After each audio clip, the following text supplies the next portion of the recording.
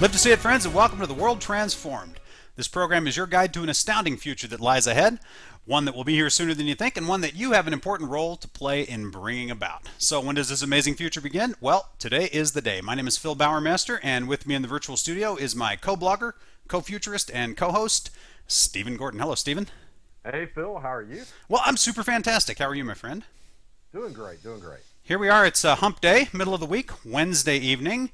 And we're taking a little bit of a departure this week. I said on Monday that we're doing a couple of shows that are more technological, and here Wednesday evening we're going to take on a philosophical topic for a change. I don't mind telling you, Phil. I'm a little. This is a topic that it makes me a little nervous to talk about on this show. So, anyway, we'll see how we do. Well, you know, on the Speculist, it's been years and years ago, but we did a survey once called God and the Singularity, and got people's perspectives on the relationship between acceleration thinking, singularitarianism, transhumanism, and views about God. And it was very telling, very interesting at the time. We should do something like that again one of these years. But it's extremely rare that we talk about anything like this. Is that would that be the correct way to describe that? I'd say twice in like 6 years. Yeah, yeah. Is about how much we've spoken about anything religiously themed. Phil, did you see the David Brin? I think it was at the Singularity Summit. He did a talk. It was I thought it was pretty interesting. I did not. What did David have to say? Well, he was something related to this, apparently, I guess. Something related to this. Okay. He was basically giving a tutorial to the members of the Singularity Summit. He says, "Okay, you guys are in the business of becoming God or making God or whatever, and here's how you talk to believers, people who are religiously minded about these things." And he basically, I mean, it became Sunday school at the Singularity Summit. Here's, Interesting. Yeah, I mean, it was here's the story of Genesis, and here's how you talk about these aspects of the singularity with people that believe the story of Genesis and even the flood and the Tower of Babel and things like that. It was interesting. I highly recommend our viewers and you, Phil, taking a look at that talk that David Brin gave. He gave it with the idea that pretty much everyone in the audience is an atheist. Okay? Right. I think that's safe to say, and I would say that a lot of the people, a large portion of the people who are interested in accelerating technology, that's where they're coming from.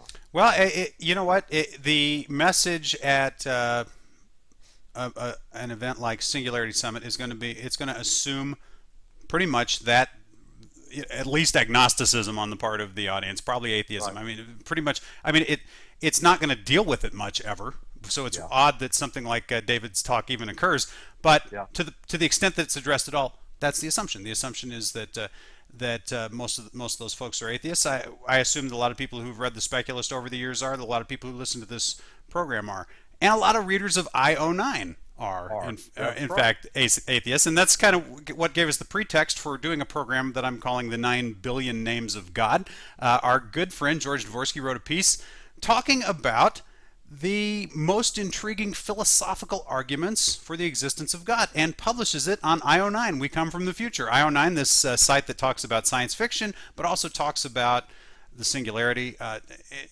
talks about a lot of the stuff that we talk about on this program, and comes at the world from pretty much the same kind of philosophical basis that you would expect an event like the Singularity Summit. So what is George up to? Is it appropriate for IO9 to run a piece called The Most Intriguing Philosophical Arguments for the Existence of God? Is it appropriate for us to do a program called The 9 Billion Names of God? Well, obviously that one, the answer is yes, because we can.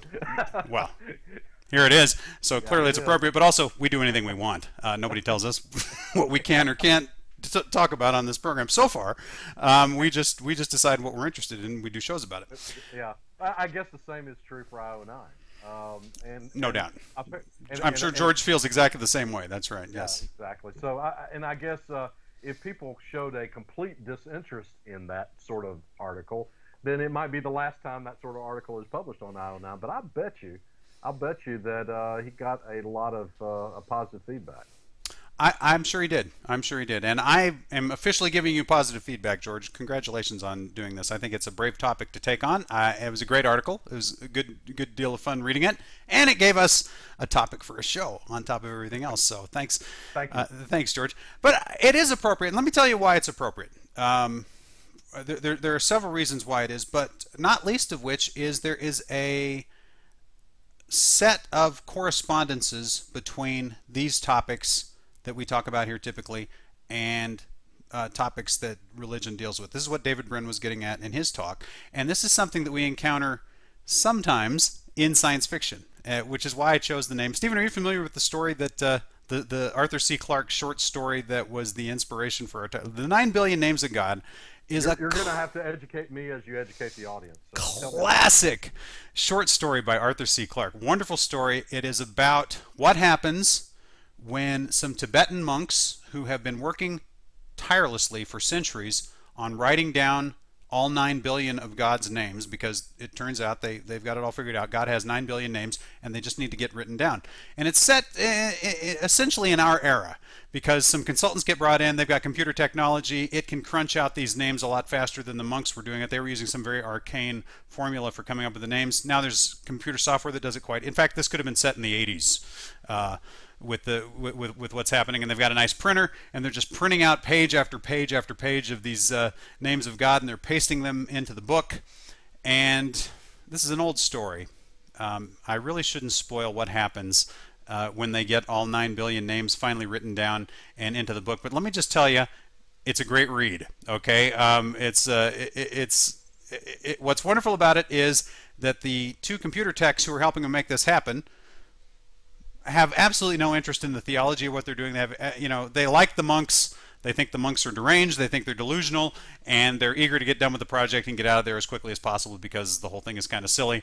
And something happens. I'll say no more than that. But the convergence of computer technology and the ultimate fate of humanity, which is kind of dealt with in that story, come together so brilliantly that I thought it was I thought it was a good title to use in talking about these 7 philosophical arguments for the existence of God that George lists for us in his piece over in IO9, which is linked at worldtransform.com as well as at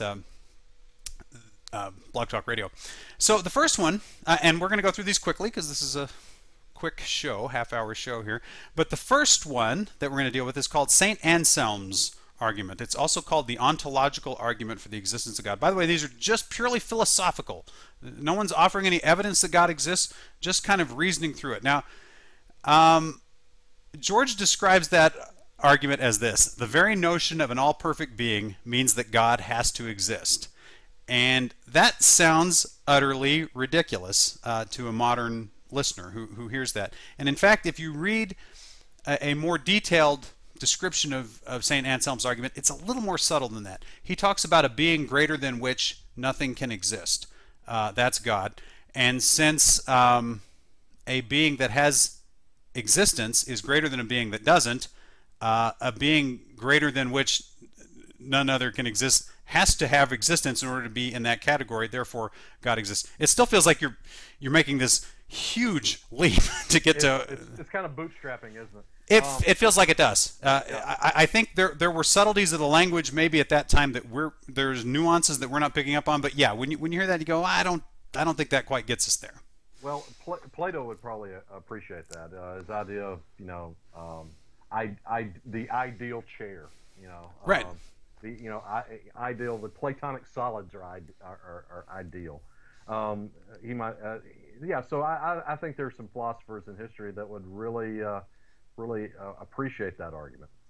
Yeah, but I think it may be a little. It might be from the modern era. It might be a little less than what we need. In the comments on the IO9 piece, one person wrote in and said, in your first introductory philosophy course, this is one of the first things they teach you to show how to make a bad argument. So it has not fared well over the years, but it's a tried and true one. It's been around for a long time, and it deserved a mention. Now the next 3 I've classified all together, okay, and they, because I think they're all kind of variations on the same idea. The second one that George lists is something must have caused the universe to exist. The The third first one call. is Yep. what, yeah, first The, cause, the prime first call. mover, yeah, if you will. Um, there has to be something rather than nothing is the next one, and then something had to have designed the universe, which is kind of a slight additional spin on those two. But I see those three as similar. I see those three as all kind of related to each other. And to me, the most interesting of those three is that middle one, that there has to be something rather than nothing. Because I don't know, that one just resonates with me. To me, I always come back to that when I ponder the paradox, the mystery of existence. It seems that ultimately, in the article, George talks about things that are contingent versus things that aren't contingent. We're contingent, you know. Without parents producing us, we don't exist, right? Without ancestors of humanity existing, humanity doesn't exist, and so on, back and back and back and back. Ultimately, the universe, it seems, even when you get these explanations of the universe doesn't need a creator, the universe doesn't need a God, as long as you have these laws, everything is self-explained. It's like, well, okay, so where'd the laws come from, right? There has to be something that isn't contingent on anything else, something that doesn't require a pre-existing context in order to exist, which makes no sense. That Yeah. the idea of something that doesn't have that is a, you know, it's a Well, non-starter, I'm rationally going to put speaking. it by definition, Phil, it's supernatural. Right. Yeah. Yeah. Natural is everything has a cause before it. Something that didn't is supernatural, and you would think you need something supernatural to start nature, Right. and so I find it a very compelling argument. I once wrote a piece for Speculist where I talked about how kind of the opposite of the middle one there, that there has to be something rather than nothing. I argued that nothing would have been easier. I mean, why should there be anything? Would wouldn't it have been a miracle for there to have been a universe even without life in it? I mean, even one molecule in existence is the ultimate miracle, because why should it be? Why should anything at all be? And then so Yeah, but if there'd been nothing, there'd be nobody to appreciate so it. nobody there to appreciate What a it. But I miracle it mean, was that there wasn't anything, right? yeah, exactly. But exactly. But it's pretty deep, right? It is, Anyway, well, it is. I mean, the thing is, I don't think that this argument. I don't think philosophically you can prove God exists. Um, or anyway, I'm not persuaded anyone in these 7 arguments has come anywhere near to it. This does not prove God exists, but it points to something. It points to the problem of existence in a way that most of these others don't. That ultimately there's something very troubling at the heart of existence when you apply rationality to it. It doesn't prove anybody's religion. It doesn't prove that God exists, but it proves that existence is inherently problematic, philosophically speaking. And either you can just accept, well, it just is, which is fine, or you can keep pushing back and say, no, this has got to make more sense than it does, and I'm going to continue asking questions that don't make any sense until it starts to. Now, the next one, something had to have designed the universe. To me, that starts to be less of a philosophical argument. It starts to be more of an argument from evidence, because they're always giving analogies, they're giving examples, and they talk about, intelligent design folks use these arguments. They talk about irreducible complexity, that evolution couldn't have accounted for the level of biological complexity we have. Don't want to get into that, but that a watch implies a watchmaker, that all the complexity of the universe implies that somehow the whole thing was set up, somehow the whole thing was designed. Whether it does or not, don't want to get into it. Whether it does or not, it seems to me that that's more an argument from evidence, isn't it, than a purely philosophical argument? Or am I giving it more credit than it deserves? I don't. The prime mover argument works so much better for me. The truth of the matter is, if you know, the watchmaker argument doesn't take into account some of the natural the things that we see in nature that can build incredible complexities from starting at very, things that are not very complex. They can build complexity over time in biological systems, and perhaps if you're talking about a multiverse, in other ways as well. So, the universe with life in it is the one that we see because we're alive to see it. Right. The anthropomorphic principle or whatever. Anyway, Anthropic principle. Thank you. Yes. At any rate, so I don't, I'm much more persuaded by the prime mover argument than that one. Yeah, to me, it's not so much a question of how persuasive I find it, because I don't want to get into it, but it's more an issue of I'm not sure if it belongs on the list. In fact, I'm not sure that any of the rest of these belong on the list. But George had to pad out his list to come up with 7 because it sounds better to have 7 good ones. So not criticizing how he put his list together.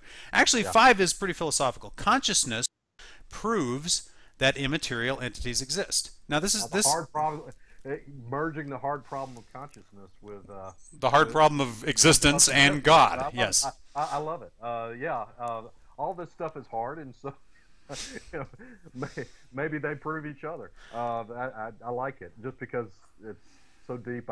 It's beyond me. I like it because it would take someone smarter than me to really get into that. Well, I don't want to do it too much of a disservice, but essentially the argument is consciousness is really weird, therefore God. Which no, maybe, yeah, it could be. But consciousness is really weird to the extent that it seems somehow to be separate from physical reality. That's the point. It's kind of funny, your consciousness, what I'm seeing other people doing is not so weird. My consciousness is weird. Exactly. And yeah. I'm not saying that I'm weird. I'm saying. You don't have to say you're weird, Stephen. We got that. It's okay.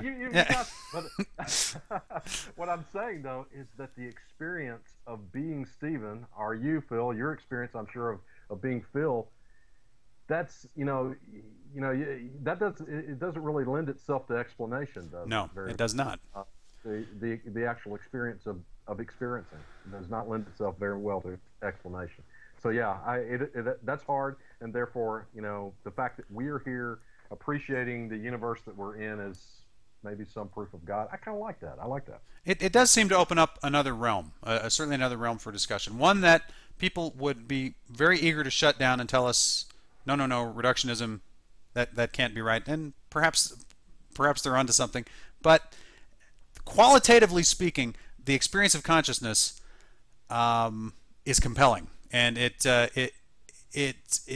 hard. Like, one of the things you hear is that it's an illusion, and to me, I'm always I'm of the opinion that, okay, well, whoever's having the illusion, that's who I am. Okay, I'm. yeah. If consciousness is an illusion, I buy that for everybody else in the world. Yeah, well, but not me, because here I am. Oh well. Yeah, your consciousness might be an illusion, but this guy, something's going on. Okay, number 6. What has 2 thumbs is really here. This guy. We're living in a computer simulation run by hacker gods. Now, here we're going to use God in a technical sense, because obviously this doesn't refer to anybody's religion. But this says that the creator of our universe, even if it's just some future hacker, some future geek, is effectively God to us. And if we're living in a computer simulation a la the simulation hypothesis, then God is whoever wrote that program. Similarly, because I want to address these two together, I think they have a lot in common. Number 7, aliens are gods. Tells us, maybe aliens seeded the earth via panspermia, or maybe they've contributed to our evolution, like in 2001: A Space Odyssey.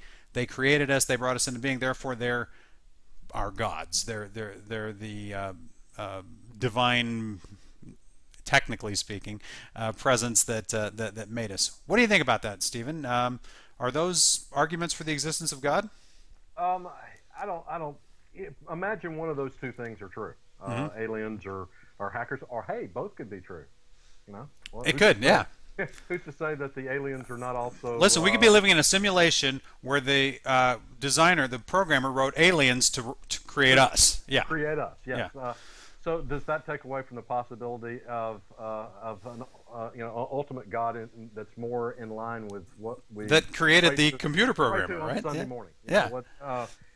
No, it doesn't take away from that at all because what about the guy who wrote the simulation? What universe is he in, and how did that universe come about? Exactly.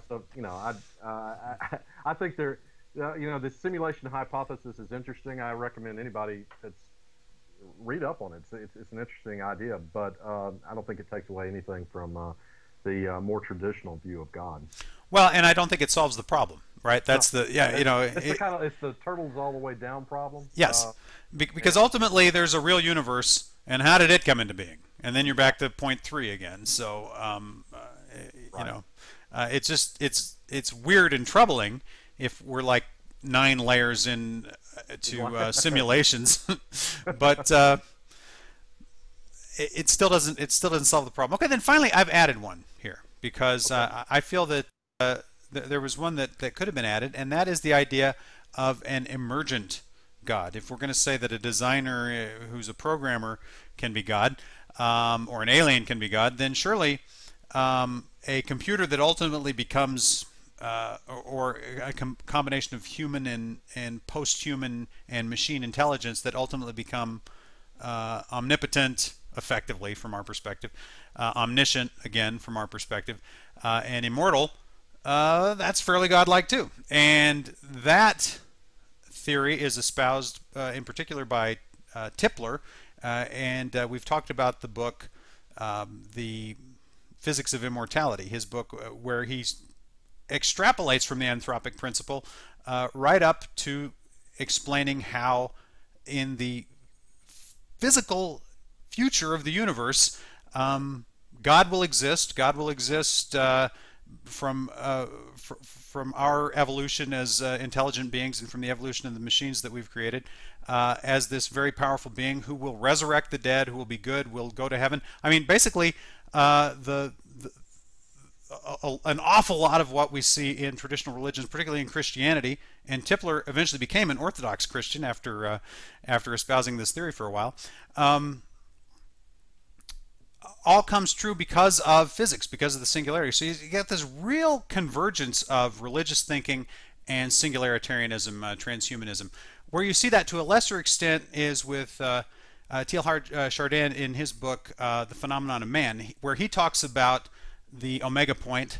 We think of this as the singularity, being in some ways analogous to the second coming of Christ, that ultimately a sort of a Christ consciousness arises organically through our growing in intelligence and our growing in connection together. And you get the same thing, though. Basically, you have the eschaton brought about, you have the new era brought about, eternity brought about through our own evolution in that direction. So what do you think, Stephen? Big omission on George's part, not including that one, or should that one be excluded because, again, it's sort of an argument from evidence? Well, all the others were looking backward. How Okay. did we come about and Right. and that sort of thing. And what you're talking about is looking forward. So maybe that's the reason it was omitted. Also, you mentioned in the show notes an awesome short story, I believe, by Isaac Asimov. What was that? It's called The Final Question. The Final Question. Right. Excellent short story. I recommend it to all our viewers and listeners. It's great. If you haven't read it, you need to read it. Asimov's great anyway, but that's one of my favorites. The whole idea I just stumbled around, Tipler and Chardin, if you want that idea explained to you in very simple terms in a few pages, and as compelling a form as you'll ever see, read The Final Question by Isaac Asimov, because that absolutely gets the point across. But you're right, you make a good point. The others talk about God pre-existing, and this one talks about God coming into existence. Although, one of the interesting things that Tipler writes about in The Physics of Immortality is that the God who eventually emerges is the one who created us, paradoxically, and is the eternal God. How those two things work together, I can't begin to say. But there's an answer to the old everything has to have a cause, right? You essentially got a universe looping in on itself at that point in a completely unexpected way. So that's the other reason to wrap this up, because we're running dangerously close on time, that I think it's important that singularitarians, whatever their religious or non-religious or anti-religious perspective might be, that they continue to look at these ideas and continue to think about these ideas, because these are mind-blowing ideas. These are ideas that test the whole limit of what's real, what could be, what won't be, what will be, what might be. And if we're going to entertain an idea like the technological singularity, a world so different from the one we live in that we can't even imagine it, then we have to take on challenging subjects like these, subjects that strain our ability to reason and that break down our ability to reason. So good for you, George, in writing that, and thanks for giving us an interesting topic to talk about. Absolutely. Our music tonight is Down and Out by Lockdown. Lockdown with Down and Out. Well, thanks for putting that together, Stephen, and thank you all for being with us. We'll be back with another World Transformed on Friday, and until next time, live to see it. When you're down and out.